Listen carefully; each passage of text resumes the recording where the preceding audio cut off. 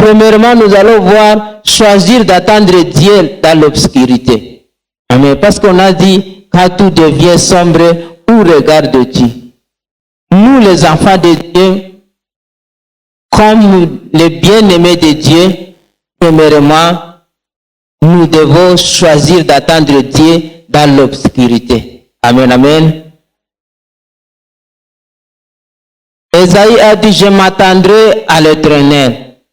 Voici moi et les enfants que l'Éternel m'a donnés. Nous sommes des signes. Amen, amen. Quand nous lisons dans le verset 17, qu'est-ce qu'il dit? 8, 17, qu'est-ce qu'il dit ici? J'espère à l'Éternel qui cache sa face à la maison de Juda. Je place à lui ma confiance. Amen, amen. Ésaïe a dit, lui, il espère à l'Éternel. Comme nous, les enfants de Dieu, nous devons espérer à ce temps-ci, seulement à l'Éternel, notre espérance. C'est ça. Et placer à lui seul, et placer à lui notre confiance. Ésaïe a placé, à ce temps-là, Ésaïe a placé sa confiance à l'Éternel. Nous aussi, comme les enfants de Dieu, plaçons notre confiance à l'Éternel Dieu. Parce que c'est lui seul qui va nous sauver de cette maladie. Amen, amen. Même si on va nous prendre des mesures barrières, mais à un moment donné, on se touche. Amen. On ne sait pas qui est malade, qui ne l'est pas. Chacun a peur de son voisin. Chacun a peur de son ami. Chacun a peur. Même les mariés, ils doutent entre eux. Amen. Mais à ce moment, Ésaïe nous enseigne une grande leçon. Choisir d'entendre Dieu dans l'obscurité. Et il a déclaré, lui et ses enfants, que l'Éternel lui a donné, ils sont les signes. Nous aussi, comme les enfants de Dieu, nous sommes des signes.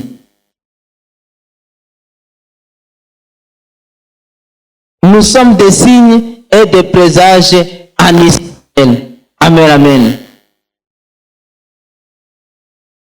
Les enfants de Dieu sont appelés à être des signes. Amen.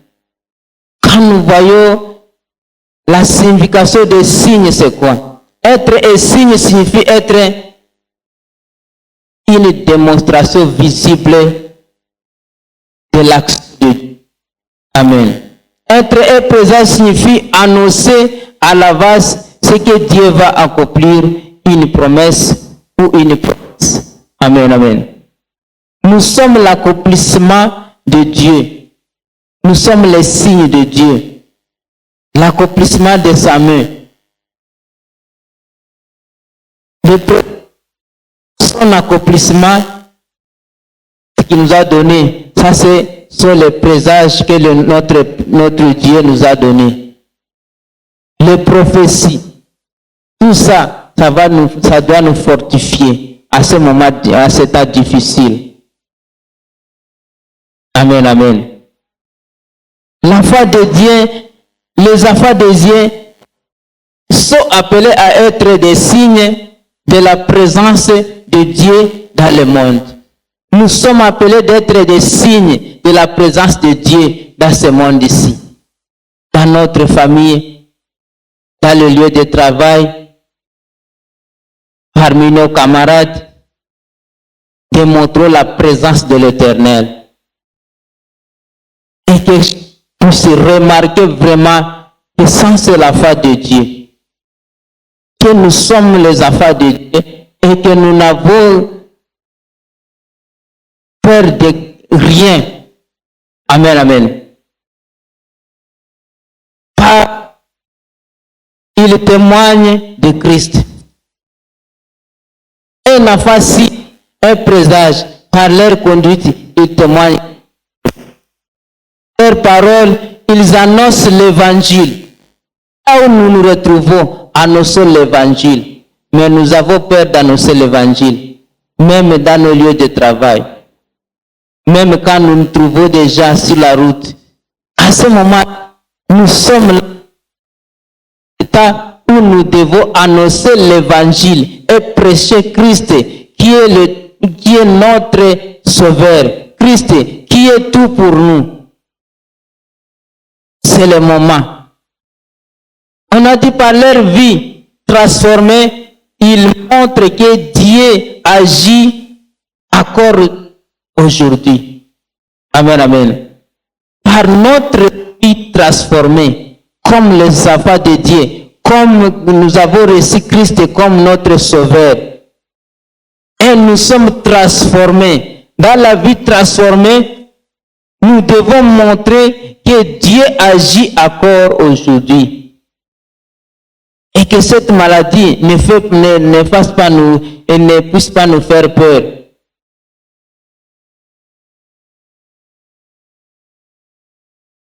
Il ne puisse pas éteindre la foi que nous avons.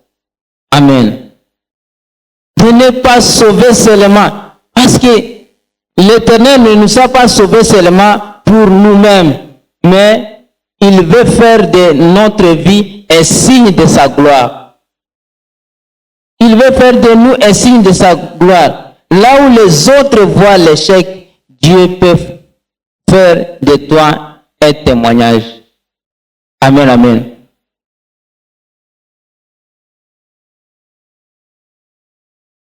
Dieu peut faire encore des victoires. Là où il y a le découragement, ta foi peut devenir un présage de l'intervention divine dans ta famille, dans ton lieu de travail,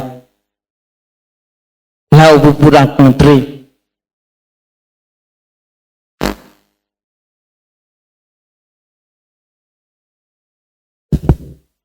Gloire à l'Éternel.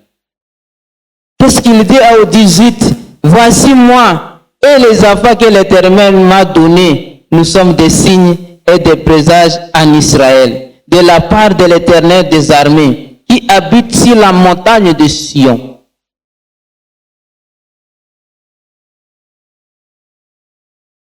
Pendant que tout le monde court, Esaïe se cache, il décide de ne pas paniquer. L'attente est un acte de foi. Quand nous voyons très bien l'attente est un acte de foi. Quand les choses n'avancent pas dans ta vie, il faudrait attendre. Quand Dieu nous dit d'attendre, c'est un acte de foi. S'attendre à Dieu, c'est refuser de chercher les raccourcis. Amen. C'est-à-dire, même si je ne vois rien, je te fais confiance, mon Dieu. Ta vie est un signe. Les noms des enfants d'Ésaïe prêchaient aussi. L'autre enfant s'appelait Shaïb, qui signifie reste, reviendra. C'est-à-dire reste là, restez sur place. Moi, l'Éternel, je viendrai vous sauver dans cette détresse que vous traversez. Même aux Israélites, Dieu avait dit, restez à place. Vous verrez comment moi je vais vous sauver d'ici. Ta vie est un signe. Le deuxième enfant, son nom s'appelait Maréchal Bash, c'est-à-dire bité rapide. C'est-à-dire ta famille est un signe. Ta famille est un signe. Ta maison est un signe. Ton témoignage égale une prédication. Quand vous témoignez ce que Dieu vous a déjà fait, c'est une prédication. Amen. C'est une prédication.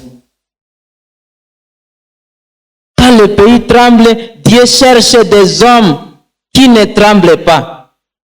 Tu peux être ce signe dans ta maison. Quand tout ne va pas bien dans votre maison. Tout ne va pas bien dans ta situation. Il y a des hauteurs, il y a des difficultés. Tout le monde tremble, tout le monde a eu peur du malheur. Mais si tu peux être ce signe dans ta maison, ça sera une grande chose. Ça sera une délivrance pour ta famille. Amen, amen. Et puis, Esaïe a vu, la deuxième fois, ce que nous pouvons voir, refuser les faux recours. Surtout dans ce cas-là, il faut refuser les faux recours. Nous voyons à 19, qu'est-ce qu'il dit? Si l'on vous dit, consultez ceux qui évoquent les morts et ceux qui prédisent l'avenir, qui poussent les sifflements et des soupirs. Répondez, un peuple ne consultera-t-il pas ton Dieu? Amen, amen. Si l'on vous dit consulter ceux qui évoquent les morts, à qui irons-nous? Nous les vivants, est-ce que nous avons une relation avec les gens qui sont morts? Alors que nous les vivants, nous n'avons pas de relation avec ceux qui sont morts. Comment nous pouvons aller quelque part consulter encore les morts, ceux qui sont déjà passés? Amen.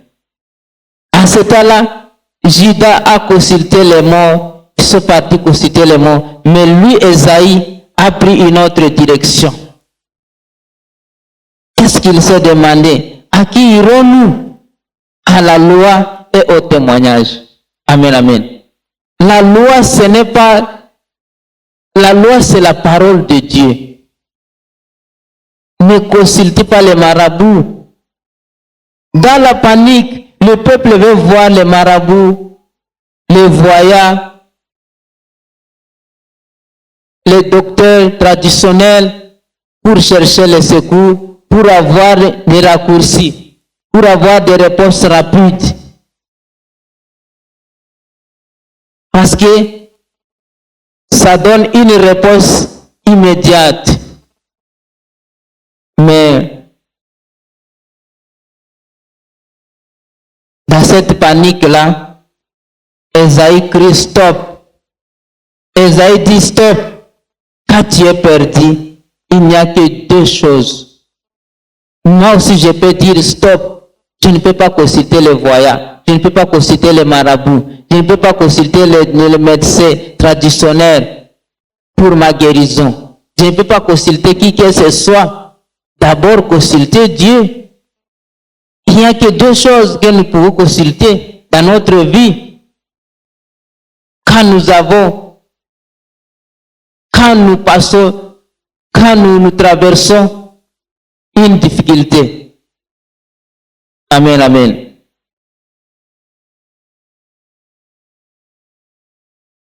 Il y a deux choses seulement, la loi et le témoignage. Amen, amen. La loi signifie quoi? La loi, c'est la parole de Dieu. La loi, c'est la parole sainte. C'est ça ce que nous pouvons consulter, la parole de Dieu. Quand nous attendons chaque fois la parole de Dieu, et nous lisons la parole de Dieu, et nous méditons la parole de Dieu, c'est ça notre secours à cet âge-ci.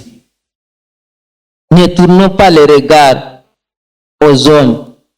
Même nous pouvons recourir au pasteur. Vous allez trouver le pasteur n'est pas disponible. Mais vous avez la Bible là-bas, la parole est écrite dedans. Le Saint-Esprit est là, il va vous inspirer comment sortir de cette difficulté. L'Esprit est là pour vous guider. L'Esprit est là pour vous conduire quand vous lisez la parole. C'est ça la loi que nous disons. Ce n'est pas la loi du pays. Ce n'est pas la loi que les hommes ont instituée ici, sur nous. Mais la parole de Dieu, il est là comme une semence. Cette semence-là ne peut pas mourir comme ça. Nécessairement, il va produire quelque part. Nécessairement, quand la parole est là dans votre vie, c'est une semence, ça entre, un jour ça va produire. Amen, amen. C'est pourquoi Esaïe a rejeté de consulter les marabouts, ou bien les spirituels, ou bien les voyants du pays, ou bien les morts. Mais il a dit non, je veux consulter la loi. Que dit la loi? C'est-à-dire, nous aujourd'hui, nous sommes à ce moment, nous sommes ici. Ce n'est pas l'état d'Ésaïe, c'est nous et moi et toi. Consultons la loi qui est la parole, qui est sa parole à ce moment. Amen. Deuxièmement, nous allons consulter les témoignages, ce que Dieu a déjà fait dans ta vie. Ce que Dieu a déjà fait dans ta vie. Ça c'est témoignage. Et le témoignage va sauver encore beaucoup de personnes. Amen. Un peuple ne consultera-t-il pas son Dieu? S'adressera-t-il aux morts en faveur des vivants? Est-ce que nous pouvons nous adresser aux morts en faveur des vivants? Alors que nous et les gens qui sont morts, nous n'avons pas de relation. Comment nous pouvons consulter les morts pour sauver les vivants? Amen. Avec Isaïe a dit bien, à la loi et au témoignage. Si l'on ne parle pas ainsi, il n'y aura point d'erreur pour le peuple. Amen. Si on ne consulte pas la parole de Dieu, si on ne médite pas la parole de Dieu, si on ne parle pas, si on ne témoigne pas, il n'y en a pas d'erreur. L'erreur c'est quoi? L'erreur c'est la période qui précède l'éclairage, les matins. Amen. La période qui précède les matins, là, on appelle l'aurore. Amen, amen. C'est-à-dire un nouveau commencement, c'est-à-dire l'espérance après une petite difficulté, la visitation ou la faveur de Dieu. C'est ça ce qu'on appelle l'aurore spirituellement. Amen, amen. Si on ne consulte pas la loi, s'il n'y a pas de témoignage, il n'y aura pas de lumière. L'aurore signifie la lumière, autrement dit. Nous allons vivre dans les ténèbres si on ne consulte pas la parole, si on ne sème pas la parole, si on ne médite pas la parole, nous allons vivre dans les ténèbres. À cela, nous allons condamner Dieu. Il nous a déjà donné sa loi, c'est sa parole. La parole ici, c'est une semence que nous sémons dans notre vie. Quand nous attendons cette parole, chaque fois nous venons ici, nous attendons cette parole, on aille à la maison, on met cette parole en pratique.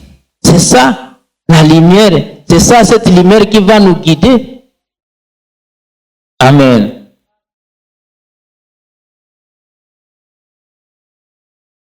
Il sera errant dans le pays accablé et affamé. Amen, amen. Il sera errant dans le pays accablé et affamé. S'il n'y a pas de loi, s'il ne consulte pas la loi ou le témoignage. Le résultat, si tu refuses la parole, il y a la colère de Dieu est là sur vous, sur nous. Il y a aussi la faim est là, la maladie est là, la malédiction est là. Si nous refusons la parole, si nous ne consultons pas la parole. Amen.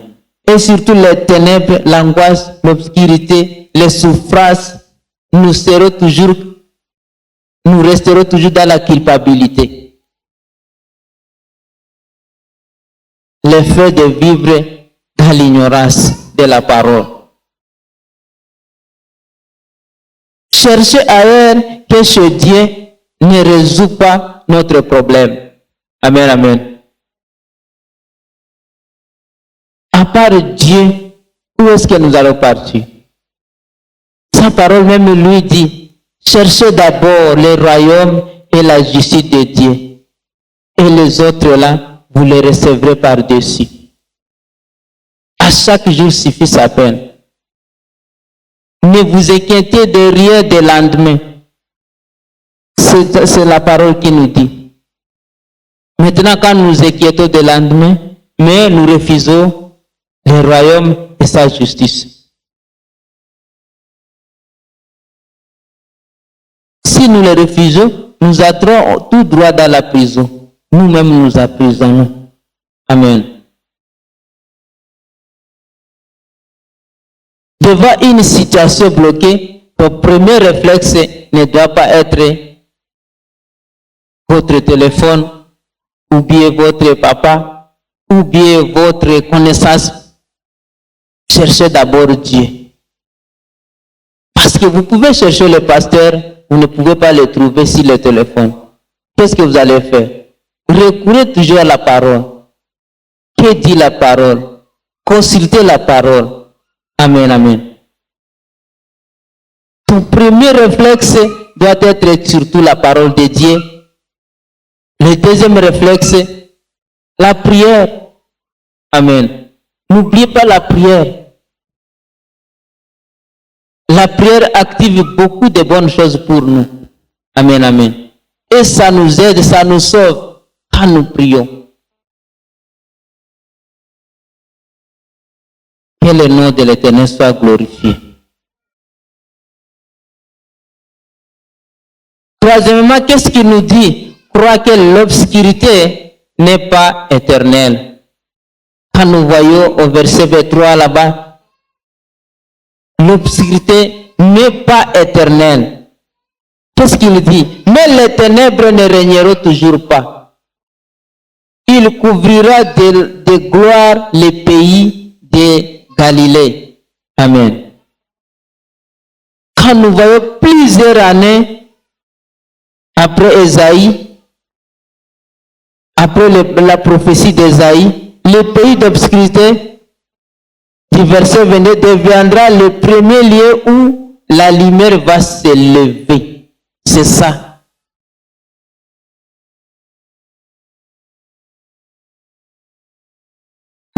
L'obscurité ne régnera toujours pas, à toujours dans notre vie, si nous cherchons l'Éternel. Amen, amen.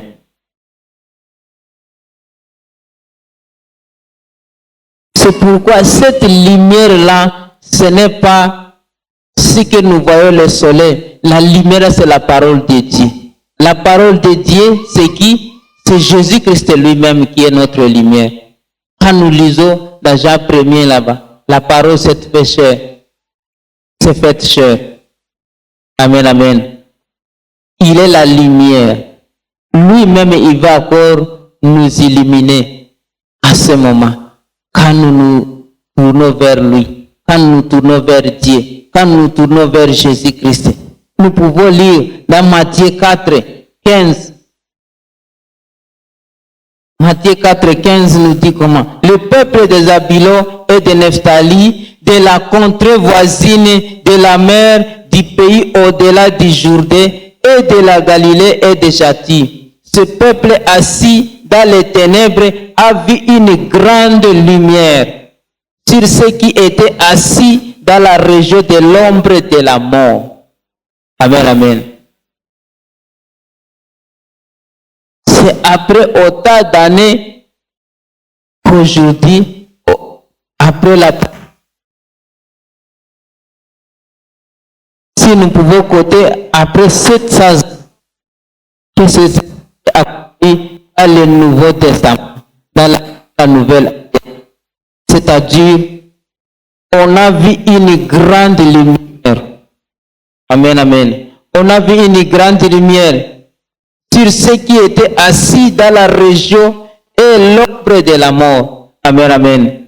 C'est-à-dire, quand, dans notre détresse, quand tout devient sombre, n'allons pas consulter autre chose que Dieu, l'Éternel lui-même. Aujourd'hui, on nous a dit, même si dans l'ombre de la mort, il y a eu une grande lumière. Amen, amen. C'est-à-dire la souffrance que nous endurons à ce moment ici, la période que nous traversons à ce moment ici, ne durera pas pour toujours. Nécessairement, Dieu va agir. Nécessairement, il y aura encore une grande lumière. C'est pourquoi cette lumière-là, c'est une bonne nouvelle pour nous. C'est lui seul, Jésus-Christ. C'est-à-dire quand nous traversons l'ombre de la mort et nous élevons nos yeux vers... Oui. Amen. Il va nous illuminer. Sa lumière va s'élever. Ce qu'il a dit, la lumière s'est levée sur nous. Il n'a pas dit il va s'élever, mais la lumière s'est déjà levée sur nous à ce moment. Et que nous bannissons la souffrance, enlevons la peur de la maladie, parce que nous savons l'Éternel a déjà intervenu pour nous. Il y a une grande lumière dans notre vie, dans nos familles, partout où nous allons travailler, la lumière est déjà là. Croyons seulement à cette lumière-là. Que le nom de l'Éternel soit béni. Amen.